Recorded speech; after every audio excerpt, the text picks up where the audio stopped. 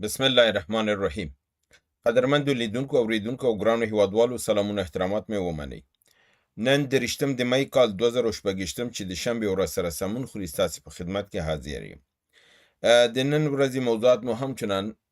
د پرون په څیر نړیوال د ایران امریکای او د پاکستان د منځګړیتوب مسله ده، د کیوبا مسله ده، همدارنګه د اروپایي ټولنه کې د ناتو مسله ده، د پولند کې د نوي قوا ځای په ځای کول دي، په امریکای ته د شمالي کوریا ګواښ دی، همدارنګه په دغه کې خلیج فارس کې یا د تنګ هرمز نه د چینایي کشتیګانو تیریدل او د نورو کشتیګانو همدارنګه پیسې تحویلول او تیریدل، او په اخره کې هم په پاکستان کې پر پوځي دغو باندې بریدونه او همدارنګه د پاکستان د ظلم او د بربریت یو بل داستان چې د ماشومانو په ښوونځي باندې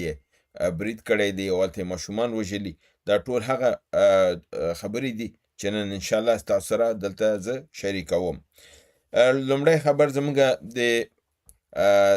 ایران کې د عاصم منیر او د محسن نقوی د ناستې متعلق خبرې دي چې هلته د امریکا او د ایران ترمنځ د اوکړې باندې خبرې لا تر اوسه هم دوام لري. څرنګه چې پرون برنامه کې ما تاسو ته ویلي چې پرون دا متوقع وه چې عاصم منیر باید تهران ته لاړ شي، خو د عاصم منیر یوه غوښتنه وه، هغه دا وه چې زه تهران ته په دې صورت راځم چې زه د ایران د روحاني مشر مجتبی خامنه‌ای سره وګورم. هغه وایي چې د ده نه چې زه وزیر خارجه سره کینم، رئیس جمهور سره کینم، ټول سره کینم او یو نتیجې ته دی په اسانه نه رسېږم، نو مستقیما زه غواړم د مشر د رهبر سره کینم او د هغه سره په حساب دا فیصله وکم. کېدای شي د دې شاته نور داستانونه او ډرامې هم اوسي امریکایي چې دې ته دا هدایت شوی چې ته دا رقم غوښتنه وکړه چې ته مستقیم مشر وګورې او دا نور د منځ نه لرې کړي. د ایران د خوا نه ځواب نه و ورکړل شوی تر پرونه پورې ځکه چې دا خبر چې ما تاسو ته پرون درکړی و هغه د وړمه ورځې و، نو پرون بیا عاصم منیر ته دا دغه وشو چې دی ایران ته په ناببره توګه روان شو او دا معلومه نه شوه شاید دې ته هغه اجازه ورکړل شوې ده که نه ده. د ایراني خبري رسنیو نه دا معلومات ترلاسه کېدل چې هغوی دې ته اوکړه نه ده کړې، هغوی دا ویلي دي چې هر فیصله چې نهایي فیصله به تا ته د همدغې نورو اعضاو په ترو باندې ترلاسه کېږي، یعنې خپله به عاصم منیر ته د اجازه د ملاقات نه ورکول کېږي، خو کېدای شي د یو ورځ دوه ورځو کې دا معلومه شي چې آیا مستقیما لیدنه یې ورسره شوې ده او که نه د لیدلو اجازه نه ده ورکړل شوې. نو دی وایي چې پاکستاني میډیا دا وایي چې د عاصم منیر تګ د دې ښکارندوی دی چې نړۍ ته به یو خوشخبري ورکړل شي، زیری به وشي چې مسله حل شوله او د امریکا او ایران د مذاکرې میز ته راګرځي او هلته به دی یو سند امضا کوي. همدارنګه د امریکې د خوا نه دا هم بیا دغه شوی دی چې جي ډي وینس به د هیئت مشري کوي او دا به که اسلام آباد ته ناسته وشي هغه به راځي. نو په دې اساس باندې هلته فی الحال خبرې روانې دي. هغه کم ټکو باندې چې ستونزه ده هغه دا د یورانیمو د غنا چې امریکا پې ټینګار کوي چې ماته به سپارل کېږي، ایران وایي چې دا نه سپارو، دا د ټولو نه لویه غټه ستونزه ده. او همدارنګه د تنګې هرمز امریکا وایي چې د ده کنټرول باید موږ ته راوسپارل شي او ایران وایي چې دا به زما کنټرول کي، بل چاته به نه ورکوم. یعنې دا اوس د امریکا یو نوې غوښتنه ده چې دا په دې باندې ټینګار کوي چې د تنګې هرمز دغه کنټرول او دا ماته راوسپارل شي. وګورو چې خبر کوم خواته ځي. دا ښکاره خبر ده چې که دی دلته په میز مذاکرې هم کښېني سره سوله هم وکړي، هلته اسرائیل غلی نه کښېني، اسرائیل ضرور برید کوي او دا مسله دوباره خرابوي. کوم چې نه چې ایران یره لري او ایران وایي چې اول دا ستونزه حل کوي چې په دې باندې ټول مطمئنه اوسي چې که ناسته کېږي نو په ایران باندې به برید نه کېږي. همدارنګه نیویورک ټایمز دا خبر ورکوي چې د ډونالډ ټرمپ دا په شا تګ د دغې نه چې دی د حملې نه چې دی ویلي دی به برید کوي، هغه علت یې وایي واضح دی چې د ایران هوایي دفاعي سیستم کاملا ډېر تقویه شوی دی، قوي شوی دی او د دې یېرې نه امریکې د برید دغه پروګرام شاته وغورځاوه. همدارنګې ویل کېږي چې د امریکا یو F-15 طیاره راپرځول شوې ده او همدارنګې د ده تشویش ته چې ځینې نورې طیارې په ځینو سیمو کې وژل شوي دي او ده کې د روسانو هغه میزایل یعنې د S-400 نه کار اخیستل شوی دی چې دا په خپله اسرائیل او امریکایانو لپاره اوس د یو د ویرې او د یرې دغه ورته جوړ کړی دی، ماحول جوړ کړی دی او دوی یو تشویش لري چې ګویا دوی برید شروع کوي او داسې یو مقاومت سره مخ کیږي، نو دا دوی لپاره به د ډېر د شرم ځای اوسي او دوی دپاره به په حساب د کامیابي او دغه میز راتګ هم به نهایتا مشکل او ناممکنه شي. همدارنګې د چین یوه د نفت وړلو کښتۍ چې د تېرو 2 میاشتو نه هغه اړه د هرمز په تنګه کې بنده پاتې وه، د 2 میلیونه بیرلو نفتو سره نن د پرون د دغې نه تنګې هرمز نه د امریکایانو تر زنې لاندې هغې ورته کتل او دا تېره شوله او هغې ورته څه ویلی هم نه شو او دا ایرانیانو ته خپل پیسې تحویل یې کړلې او دا کښتۍ د هغه ځنه ووته. ویل کېږي چې دارنګې ځینې کښتیګانې نورې هم د دې سیمې نه وتې دي او ورو ورو نورې کښتیګانو ته به هم اجازه ورکړل شي، هر یو به خپل پروسه کوي، ځان به رجستر کوي، فورمه به ډکوي، پیسې به ورکوي، په آینده کې چې راځي معلومه به چې دا کښتۍ د چا ده. ځکه دا رقم قانون یې ورته هلته سیستم ورته ایرانیان جوړ کړی چې د یو کښتۍ نیا نیکه عین غور نیکه یې ورته معلوموي چې دا کوم ځای نه ده او څنګه ده او د چا پورې تعلق لري، په اول پشت کې د چا و، کوم ځای کې جوړه شوې وه، رنګ یې څه شی و، بیا رنګ یې چې بدل شوی څنګه و، اول مالک یې څوک و، دویم مالک یې څوک و، بنیادي مالک یې څوک د کم ملک سره دا ټول معلومات ورته ریشه او بنیاد نه معلومات اخلي، دا رجستر کوي، پیسې ترې نه اخلي، بیا یې رخصتوي چې آینده کې د اسرائیلو کومه کښتۍ په بهانه هم راتېره نه شي. دا یو دغه د همدارنګې د کوریای شمالي ولسمشر کیم جنګ اون امریکا ته ګواښ کړی دی که د په ایران باندې اتومي اسلحې استعمال کوښښ وکړه نو واشنگټن او تل اویو یعنې اسرائیل او امریکا دواړه به د کوریای شمالي د اتومي میزایلونو تر برید لاندې به راشي او دوی به بې دریغه دا میزایل په هغوی باندې استعمالوي او دوی به تر پښو راغورځوي. همدارنګې په اروپایي ټولنه کې هم دا خطر پیدا شوی دی چې د احساس د دې کوي چې ګویا اروپا ته د روسیې نه خطر ډېر زیات شوی دی او د دې بابت نه دوی د پولنډ کې د نوي پوځ ځای په ځای کول شروع کړي دي او په دې بابت کې امریکې اعلان کړی دی چې دا به 15,000 پوځیان په پولنډ کې انتقالوي، هلته به یې ځای په ځای کوي. او همدارنګې په اروپا کې د ناتو د وزرای خارجه د بهرنۍ چارو وزیرانو ناسته روانه ده او په دې کې مارکو روبیو هم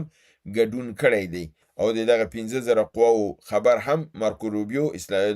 دغې ته اروپایي ټولنې ته او ناتو ته ورکړ چې که چېرته اروپا د خپل د دفاع لپاره پولنډ ته دغې ځي نو دی به په پولنډ کې 15,000 قوا هم دی دا کوي. در حال چې پروګرام اوس دا دی چې د اروپا نه به د امریکا قوا ټولې وځي او دا سیمه به امریکا ته شي، خو دی اوس دا اعلان یې کړی دی والله عالم چې دا تر کوم حده به پورې مخکې ځي، کامیابیږي که نه کامیابیږي دا نو وروستو خبره ده چې بیا په دې باندې موږ تاسو کولی شو پیغور وکړو. همدارنګې د امریکا وایي چې کیوبا زموږ لپاره یو امنیتي خطر دی او د پوځ ته یې دا دغه کړی چې پوځ به په کیوبا باندې یرغل کوي، هلته به دا نظام راپرځوي او دوی به خپل نوی کس هلته کینوي. تاسو معلومه ده چې په ایران کې د ماتې نه پس اوس ډونالډ ټرمپ د کامیابۍ لپاره یو داسې نرم ځای لټوي چې هلته مقاومت ونه شي او دی وشي کولی نظام بدل کړي او امریکایانو ته وایي چې دغه دی دلته ما لاسته راوړنه ده. خو د کیوبا نه خبر دا دی ځکه چې په غربي نړۍ کې او نړۍ کې دا دغه دی چې د تېرو 80 کالو نه چون د کیوبا یو تړلی او منځوي شوی مملکت دی، د امریکا د قیوداتو لاندې دی، تحریماتو لاندې دی، نو ممکن د دې خلک د ولږې نه او د بیکارۍ نه او د دې مصیبتونو نه د نظام مقابل کې به ودرېږي او دوی به د ازادي ته ډېر خوشحاله شي. خو برعکس چې کوم وخت نه امریکې د یرغل خبره کړې ده، د کیوبا خلک ټول د نظام سره ودرېدلي دي، اسلحه اخلي، ټریننګ یې روان کړی دی، او دوی وایي چې دوی به خپل د خاورې نه په هر قیمت سره دفاع کوي د امریکا نه، او دوی به د امریکا په مقابل کې ودرېږي او دا یرغل به ماتوي د دې ټولو ستونزو باوجود. او دا خطر چې دی دا دوی ځان ته خپل ملک ته خطر ګوري. نو په دې بنا دوی وایي چې دوی راول کاسترو په هیڅ قیمت نه پرېږدي چې د دې ملک نه ویستل شي، در حال چې امریکا وایي دا کار به دی هرومرو سرته رسوي. د همدارنګې تاسو ته معلومه ده چې په دې متعلق ما پرون تاسو سره خبرې کړې وي، او ما دا تاسو ته ویلي چې د فیډل کاسترو د لمسي سره دوی خبره کړې ده، او دوی د فکر کوي چې دوی به دا وشي کولی چې فیډل کاسترو ورور یعنی راول کاسترو چې اوس فعلا ولسي مشر دی دا ونیسي او په عوض باندې د دوی لمسی کیني او امریکا کې دغه دا کریډټ ځان ته واخلي چې دا د ما خپل یو لوی دیرینه پخوانی دښمن یعنی د کیوبا مشر دا مې دا د ونیو را مې وړه محاکمه مې که او ممکن اعدام یا چې هم وکړي چې نور هم ځان ته دا دغه زیات کړي. خو زه فکر کوم چې په ده کې به دوی کامیابه نه شي. راځم د خیبر پښتونخوا کې او په پاکستان کې په کل کې په موضوعاتو او په یرغلونو باندې. په چترال د مجاهدینو لاسته کاملا پریوت. په چترال کې نظامی پایګاه د یو بمی موټر په چاودنې په ترڅ کې له منځه ویوړل شو. مجاهدین د نظامی کمپ دننه ته ننوتل، هلته پایګاه د مسماره کړله، د منځه یې یوړله، درنه تلفات پوځ ته واړول او د پنجاب اردو هلته په ناکامه شوه، د سیمې نه ووتله او چترال د مجاهدینو لاسته پریوت چې دا یو ډېره لویه کامیابي ده. همدارنګې په وزیرستان شمالي په شیوا سیمه کې د پوځ او د مجاهدینو ترمنځ نښته وشوله چې د پوځ د SSG کومانډو نه 14 تنه په مجاهدینو ژوندي ونیول او د ځان سره اسیران کړي دي.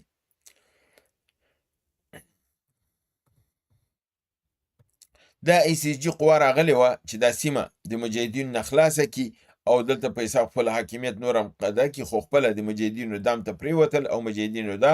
ژوندي ونیول او ځان سره یې وړي دي. همدارنګې په بلوچستان کې یو د پولیسو په پایګاه باندې پاډه باندې مجاهدینو برید کړی دی، 19 تنه پولیس ځان سره ژوندي وړي دي، 14 یې هلته د SSG کومانډو وړي وو، دلته په بلوچستان کې 19 تنه دا نور. او بله ورځ مې خبر تاسو ته درکړی چې 18 تنه یې ترېنه ژوندي وړي وو. همدارنګې د باجوړ کې د ماشومانو په ښوونځي باندې برید شوی دی او دې برید کې کافي ماشومان وژل شوي دي او دا برید د پاکستان پوځ د ډرون په ذریعه بالکل ټارګټ د ماشومانو پر ښوونځي باندې کړی دی او ډېر زیات ماشومان یې وژلي. یعنی دغه بربریت او ظلم چې اسرائیل هلته په ایران کې په ماشومانو وکړه او په غزه کې کوي، دلته دی په افغانستان کې او خپله د خیبر پښتونخوا په سیمه کې کوي. د دغه باید نړیواله سطح باندې په دې باندې بحث وشي، غور وشي او دغه مسله باید ICC ته ضرور ویوړل شي تر څو د نړیوالو قوانینو په لاندې هم د بشري حقوقو قانون لاندې او هم د جنگي جرایمو د حقوق قوانینو لاندې د باید ضرور د پاکستان نه پوښتنه وشي. هم په افغانستان کې داسې کارونه کوي او هم دننه خیبر پښتونخوا کې دا کارونه دوی کړي دي او دا باید پوښتنه وشي. همدارنګې پاکستان په باجوړ کې د موټر بم په یو چاودنه کې 100 تنو نه زیات ټپیان او مړي ځای ته پرېښي دي. ویل کېږي چې په باجوړ کې 900 تنو زیات پولیسو د خپل دندو نه استعفا ورکړې ده او ویلي چې نور د خپل د ولس په مقابل کې د حکومت دا ظلم نشي زغملی او د حکومت سره نه ودرېږي او د خپل د دغې نه د حکومت د امنیتي څانګې نه ډډه کړې ده او د حکومت نه استعفا یې ورکړې ده او دوی دا په دې دنده نور کار نه کوي. همدارنګې د پاکستان کې چې لاریونونه شروع شوي دي په راولپنډۍ او اسلام آباد کې د تحریک انصاف په لاریونونو باندې برید شوی دی. په دې کې د پاکستان د پارلمان د شورا د غړو باندې هم ډزې شوي، 4 تنه په دې ډزو کې او په دې وهلو کې خوږ شوي دي او دا کار اردو د پنجاب کړی دی. وزیر اعلی د خیبر پښتونخوا ویلي چې دا یو انتهایی غیر انساني عمل دی او دا دوی دې ته مجبوروي چې دوی د حکومت په مقابل کې ودرېږي او که حتی ممکنه شوه دوی به د خیبر پښتونخوا د جلایي اواز هم د جدایي اواز هم اوچت کړي، ځکه چې دا شی نور د زغملو وړ نه دی. په دې توګه باندې تاسو ګورئ چې دلته په پاکستان کې تشنج ډیر زیات دی او د نړیوالو تحقیقاتو نظر لاندې دا ښکاري چې وایي چې په راتلونکي وختونو کې 15 مملکتونه د دنیا د نقشې نه د ورکېدو په حال کې دي چې یو یې د هغه نه پاکستان دی، ځکه چې پاکستان مصرف اوچت دی او عواید نه لري او په سیمه کې توازن خپل د لاسه ورکړی دی او دښمنان زیات دي، دی عواید نه لري مګر مصرف جګ دی. اردوی چې ده پر ملت باندې بوج ده، د ملت ته کاروبار نشته، په دې اساس باندې داسې نظامونه پاتې کېدل ډېر امکانات کمی او ممکن د په لنډو وختو کې دا نظام د خپو نه راپرېوځي او له منځه ولاړ شي. دا زما د نن ورځې سیمه ییز او نړیوال موضوعات چې ستاسو سمې ته مې وړاندې کړل. هیله ده چې برنامه وګورئ، خوښ کړئ او دوستانو سره شریکه کړئ. تر بل برنامې چې بیا ستاسو حضور ته حاضرېږم، تاسو په لوی پروردګار د عالمیانو سپارم. وما علینا الا البلاغ.